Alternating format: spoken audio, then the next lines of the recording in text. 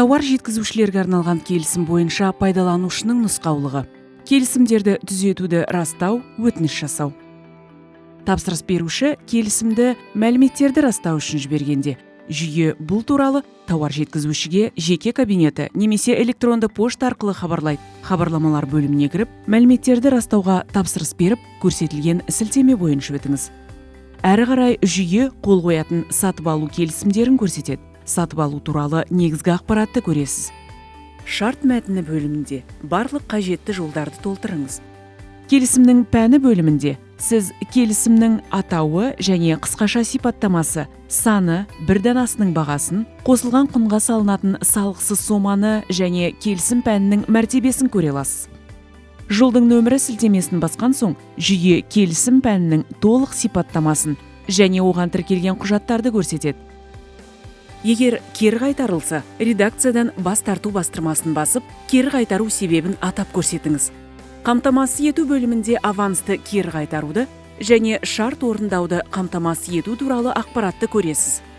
Келісімдегі барлық мәліметтер толтырылған соң, сізге шешім қабылдау керек. Мәліметтерді растау үшін деректерді растау бастырмасын басыңыз. Келісімді ақылдасу және оған қол қою.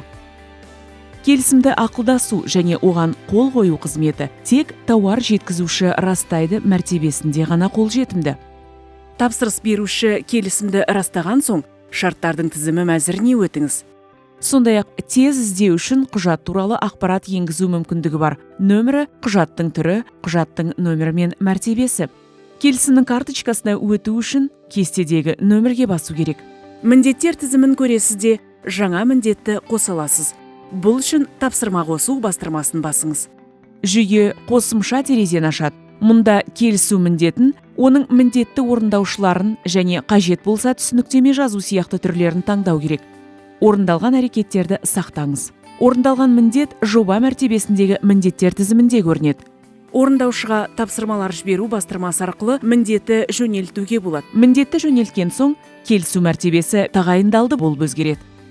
Келісу міндетіндегі жою әрекеті, бекіту міндетіндегі қол қою, жою әрекеттері келісім міндеттері орындалмағанша белсенді болмайды. Келісілетін міндеті орындаған соң, растау мәртебесі тағайындалды болып өзгереді және бекітушіде қол қою және бас тарту әрекеттері белсенді болады. Кері қайтаратын болса, оның себебін көрсетіп, бас тарту бастырмасын басу керек.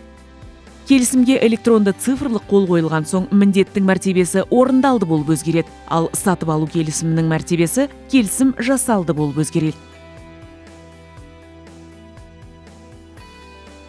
Келісімді бұзуды растау. Келісімді тек тапсырыс беруші ғана бұза алады. Бұл қызмет келісім жасаушы, бірінші жетекші және осы қызметке қатысты сенім хаты бар пайдаланушы рөліндегі адамдарға ғана қолжетімді. Тапсырыс беруші келісімді бұзу туралы келісімді растауға жібергенде, жүйе бұл туралы жеке кабинетке немесе электронды поштаға хабарлама жібереді. Егер бас тартсаңыз, оның себебін көрсету керек. Деректер расталғанда, тауар жеткізуші растады деген мәртебеге ауысады.